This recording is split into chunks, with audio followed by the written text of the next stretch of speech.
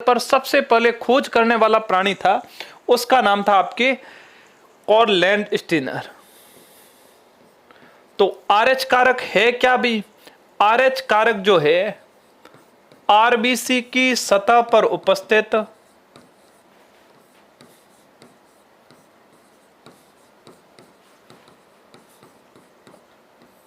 Glycoprotein है।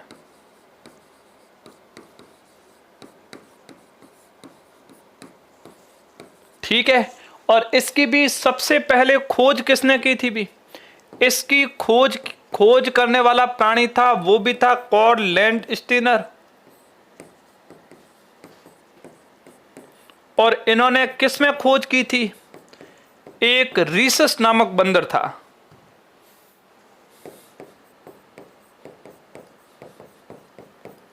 इस बंदर के अंदर सबसे पहले इन्होंने खोज की। अब देखिए सिस्टम क्या कहता है भी। अब सिस्टम ये कहता है कि भाई आरएच कारक तो आरबीसी की सतह पर उपस्थित एक प्रकार का ग्लाइकोप्रोटीन है। भाई आरएच कारक है क्या? आरएच कारक जो है ये तो आरबीसी की सतह पर उपस्थित एक प्रकार का ग्लाइकोप्रोटीन है।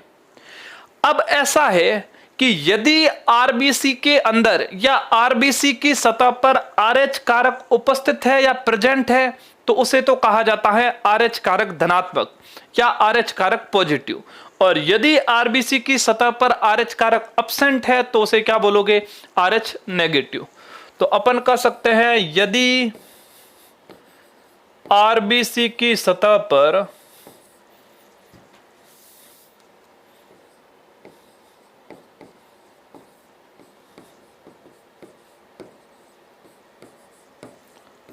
आरएच कारक उपस्थित है तो अपन उसे क्या बोलते हैं? तो उसे बोलते हैं आरएच पॉजिटिव। और यदि आरबीसी की सतह पर आरएच कारक अनुपस्थित है या एब्सेंट है तो उसे क्या कहा जाता है? तो उसे कहा जाता है आरएच नेगेटिव। सिंपल सी बात है। आरएच कारक आरबीसी की सतह पर उपस्थित एक प्रकार का ग्लाइकोप्रोटीन है। खोज स्टीनर ने की थी। किसमें की थी? रेसस बंदर में।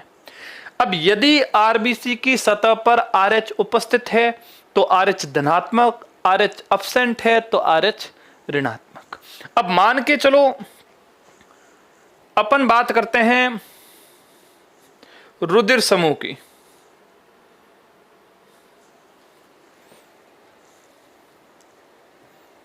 ठीक है, मान के चलो अपन किसी भी रुधिर समूह की बात करते हैं।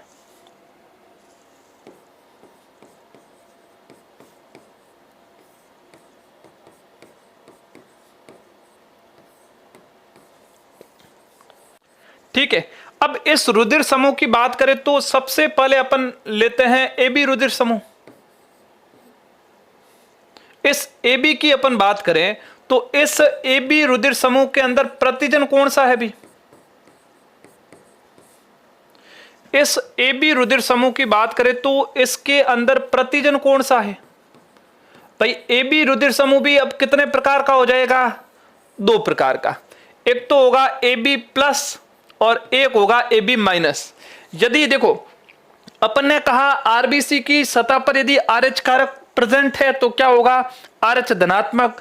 आरबीसी की सतह पर आरएच अनुपस्थित है तो क्या होगा? आरएच ऋणात्मक। ब्लड ग्रुप का भी सेम का सेम है। यदि AB प्लस है तो उसमें आरएच कारक उपस्थित है, AB माइनस है तो आरएच कारक एब्सेंट है, O प्लस है तो आरएच कारक उपस्थित है, O माइनस है तो आरएच कारक एब्सेंट है। ठीक है, तो सिंपल सी बात है। यदि मैं बात करूं AB प्लस तो इसके अंदर आरएच कारक, तो इसके अंदर प्रतिजन कौन कौन से होंगे? एक तो होगा प्रतिजन A, एक होगा प्रतिजन B और एक इसमें क्या है? RH।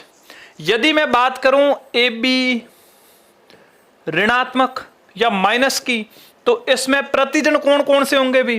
प्रतिजन होगा A, प्रतिजन होगा B। माइनस है मतलब आरएच कारक इसमें क्या है? एब्सेंट है। यदि मैं बात करूं केवल ए की या ए प्लस की, तो इसमें प्रतिजन कौन से है? प्रतिजन ए है और प्रतिजन आरएच कारक है। ठीक है, यदि मैं ए माइनस की बात करूं तो क्या होगा भी? तो इसके अंदर केवल प्रतिजन ए है, आरएच कारक अब्सेंट है। ठीक है, इसके बाद यदि मैं ओ की बात करूं तो ओ के अंदर एक तो अपन लिख सकते हैं ओ पॉजिटिव, एक लिख सकते हैं ओ नेगेटिव। यदि ओ पॉजिटिव है तो इसके अंदर प्रतिजन कौन सा होगा? केवल आरएच कारक होगा। यदि ओ नेगेटिव है तो इसके अंदर आरएच कारक भी नहीं होगा। ठीक है, अब सीधी सी बात है, प्रतिजन की बात करें तो प्रतिजन जो है ये आरएच कारक, ओ की बात करें तो ओ के अंदर कोई भी प्रतिजन नहीं है, ओ नेगेटिव के अंदर कोई भी प्रतिजन नहीं है। इस कारण अपन कह सकते हैं सबसे बढ़िया या सबसे बेहतर सर्वदाता कौन सा है भी? सबसे बेहतर सर्वदाता कौन सा है? ओ नेगेटिव है।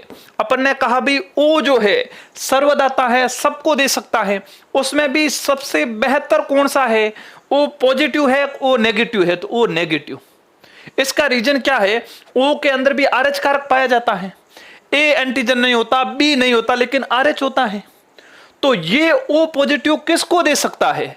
केवल ओ पॉजिटिव को दे सकता है, ए पॉजिटिव को दे सकता है, बी पॉजिटिव को दे सकता है, लेकिन नेगेटिव है तो उसमें तो आरएच कारक पाया जाता है।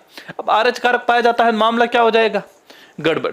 तो बी जो ऐसा है, बी ऐसा है जिसके अंदर आरएच कारक भी क्या है? अब्सेंट है। अब्सेंट है तो बेहतर सर्वदाता कौन सा है भी? ओ बेहतर सर्वदाता कौन सा है? ओ पॉजिटिव नहीं, ओ नेगेटिव जो है वो बेहतर सर्वदाता है। ठीक है, तो ये होता है हल्का फुल्का आरएच कारक। खोज लैंड स्टीनर रिसर्च बंदर ने आरबीसी की सतह पर उपस्थित एक प्रकार का ये ग्लाइकोप्रोटीन है। बाकी यदि आरएच उपस्थित है तो आरएच पॉजिटिव, अनुपस्थित है तो आरएच नेगेटिव। ठीक है, इसके बाद एक और टॉपिक आता है अरक्तता, या जिसे कहा जाता है इरिथ्रोब्लास्टोमा फिटिलिस। तो क्या होता है देखो, अरक्तता जिसे कहा जाता है इरिथ्रोब्लास्टोमा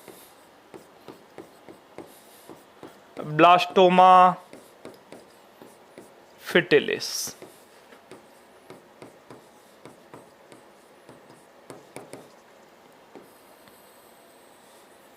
क्या होगा भी इरिथ्रोब्लास्टोमा फिटिलिस?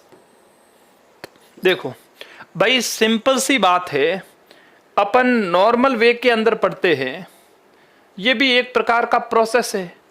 मान के चलो जब भ्रूणावस्था के अंदर शिशु का जन्म होता है तो शिशु के अंदर कौन सा आरएच कारक होगा? वो तो उसके पेरेंट्स डिसीजन लेंगे या उनके पूर्वज पर, उनका तो प्रोसेस उनके पूर्वज के द्वारा होता है। तो जो पूर्वज के अंदर होगा वो कहां पर होगा? शिशु के अंदर होगा। तो मान के चलो एक ऐसी दंपति है जिसका पिता जो है वो तो है आपके आरएच पॉजिटिव, और उस शिशु की जो माता है वो है आपके आरएच नेगेटिव। अब देखो भी, अब क्या संभावना हो सकती है? अब क्या संभावना हो सकती है भी? एक शिशु है जिसका जन्म होने वाला है, उनका पिता तो क्या है भी? उनके पिता के अंदर आरएच कौन सा पाया जाता है? उनके पिता के अंदर पाया जाता है आरएच धनात्मक, माता के अंदर पाया जाता है आरएच ऋणात्मक। मान के चलो कि फर्स्ट संतति उत्पन्न हुई, प्रथम संतति जो है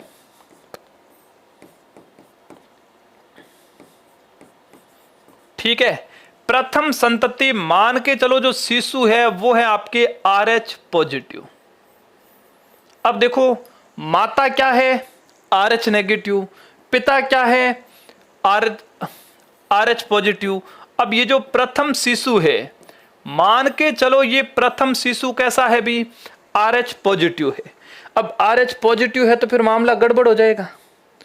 अब क्या होगा, अभी RH पॉजिटिव है तो क्या ये मर जाएगा, नष्ट हो जाएगा? नहीं। क्यों नहीं होगा अभी? क्योंकि अपन कह सकते हैं कि माता जो है, माता और भ्रूण के संबंध जो है वो अपरा के माध्यम से होता है, और अपरा रुधिर के स्थानांतरण को रोकती है, अपरा रुधिर का स्थानांतरण नहीं होने देती है। तो अपन कह सकते हैं अपरा भ्रूण व माता में रुधिर स्थानांतरण रोकती है। रोकती है का मतलब रुधिर का स्थानांतरण नहीं होगा। अब नहीं होगा तो कोई दिक्कत ही नहीं है। मान के चलो पिता RH पॉजिटिव, माता RH नेगेटिव, शिशु बन गया RH पॉजिटिव, लेकिन ब्लड का स्थानांतरण होगा ही नहीं। क्यों नहीं होगा? क्योंकि अपरा पाई जाती है, अपरा इसको रोक देगी। लेकिन जब प्रसव की प्रक्रिया होगी, जब प्रसव होगा तब क्या होगा? भी प्रसव के समय दोनों के ब्लड आपस में मिल जाएंगे। जब शिशु का जन्म होगा दोनों के ब्लड आपस में मिल जाएंगे। अब जब दोनों के ब्लड आपस में मिल गए तो क्या होगा? भी तो अपन कह सकते हैं जब तक ये पूरा का पूरा प्रोसेस होगा, या अपन कह सकते हैं प्रसव के दौरान दोनों ब्लड आपस में मिलेंगे तो अपन कह सकते हैं यहां पर एंटी RH का निर्माण होगा। यहां पर एंटी RH बनेगा। ठीक है भाई, RH के प्रति एंटी RH बनेगा। अब क्या होगा भी, और जैसे अपन एंटा D भी बोलते हैं। ठीक है, तो अब क्या होगा? वैसे तो अपरा भ्रूण और माता के संबंध को या रुधिर स्थानांतरण को रोक देती है, लेकिन प्रसव की प्रक्रिया होगी, दोनों का रुधिर आपस में मिलेगा तो एंटी D का निर्माण हो जाएगा। एंटी D जो है इस भ्रूण को नष्ट कर सकता है, नुकसान पहुंचा सकता है। ये एक प्रकार की प्रतिरोधकता है, एंटीबॉडीज है। अब एंटीबॉडीज का निर्माण होगा, उससे पहले तो प्रथम संतति जो है वो आराम से हो जाएगी। तो प्रथम प्रसव जो है इसके दौरान भ्रूण कैसा होगा? भी सामान्य, कोई दिक्कत नहीं आएगी। क्योंकि जब तक पूरा का पूरा सिस्टम बढ़ेगा तब तक भ्रूण का क्या हो जाएगा? शिशु का जन्म सफल हो जाता है। ठीक है, तो सिंपल सी बात है, पिता पॉजिटिव, माता नेगेटिव, प्रथम संतति में शिशु RH पॉजिटिव, लेकिन प्रथम प्रसव के दौरान एंटी D का निर्माण होगा। निर्माण जब तक होता है तब तक भ्रूण का सामान्य रूप से जन्म हो जाता है। ठीक है, अब देखो अब क्या होगा? भी अब देखो दूसरी संतति की बात करते हैं।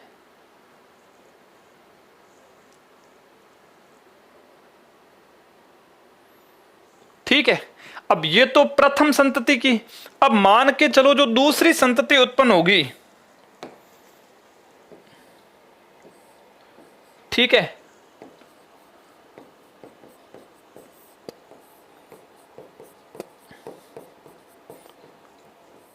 और दूसरी संतति के अंदर भी शिशु जो है वो आ गया आपके RH पॉजिटिव, तो अब क्या होगा? भी अब क्या होगा? अब दूसरी, देखो पहले तो प्रथम संतति के अंदर जो है इस माता के अंदर कोई एंटी D वगैरह का निर्माण था नहीं, तो जब तक प्रसव वगैरह हुआ तो सामान्य रूप से हो गया, तब तक ये आराम से बनी। लेकिन द्वितीयक पीढ़ी या द्वितीयक संतति की बात करें तो इसमें तो RH पॉजिटिव आ गया शिशु का।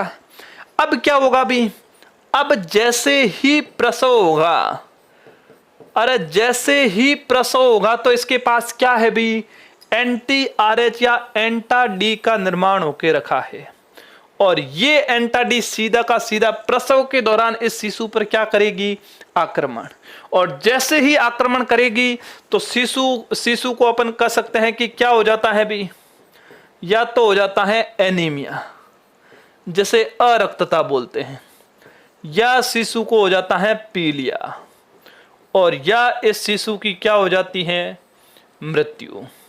इसी प्रोसेस को अरक्तता या एरिथ्रोब्लास्टोमा फिटेलिस कहा जाता है। ठीक है, द्वितीयक संतति भी यदि RH प्लस हुई, प्रसव के दौरान शिशु पर एंटीडी आक्रमण करेगा। जैसे ही आक्रमण करेगा, इस शिशु को एनीमिया हो सकता है, इस शिशु को पीलिया हो सकता है, इस शिशु की मृत्यु भी हो सकती है। इसी प्रोसेस को एरिथ्रोब्लास्टोमा फिटेलिस कहा जाता है। ठीक है, अब मान के चलो भी ऐसा जैसे ही डॉक्टर को पता चला प्रथम प्रसव के दौरान कि नहीं इसमें तो आरएच कारक के अंदर दिक्कत है, तो क्या होगा भी, इसका उपचार भी है। क्या उपचार है? 48 से 72 घंटे के भीतर एक रोहगम का इंजेक्शन आता, वो लगा लो। तो क्या होगा, रोगम का इंजेक्शन लगाओगे तो एंटी आरएच या एंटी डी का निर्माण नहीं होगा। जब एंटी आरएच का निर्माण नहीं होगा तो दूसरी संतति भी सामान्य रूप से जन्म ले सकती है। तो क्या लिखोगे? नोट बना के, नोट बना के लिखना भी, नोट बना के लिख लेना।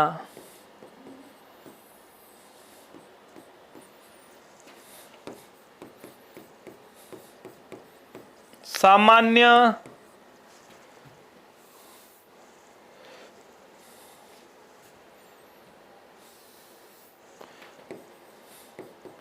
इस प्रक्रिया को रोकने के लिए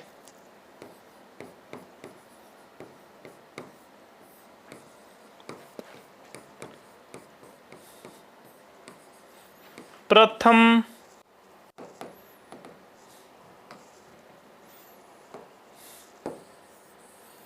इस प्रक्रिया को रोकने के लिए प्रथम प्रसव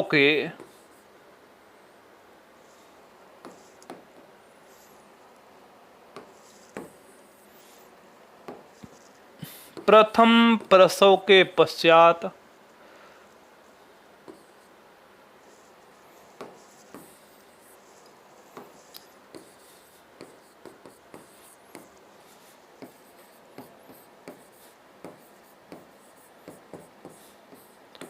अड़तालीस से 72 घंटे के भीतर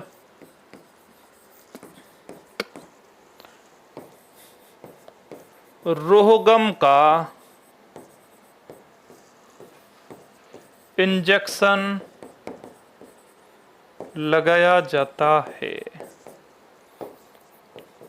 ठीक है, 48 से 72 घंटे के भीतर, एक टीका नहीं इसे इंजेक्शन बोलोगे, इंजेक्शन रोहगम का लगाया जाता है, जो क्या करेगा भी, एंटी आरएच के निर्माण को रोकेगा। और जब एंटी आरएच का निर्माण रुक जाएगा आपको कोई दिक्कत नहीं आएगी। ठीक है भी, देख लो इसको एक बार।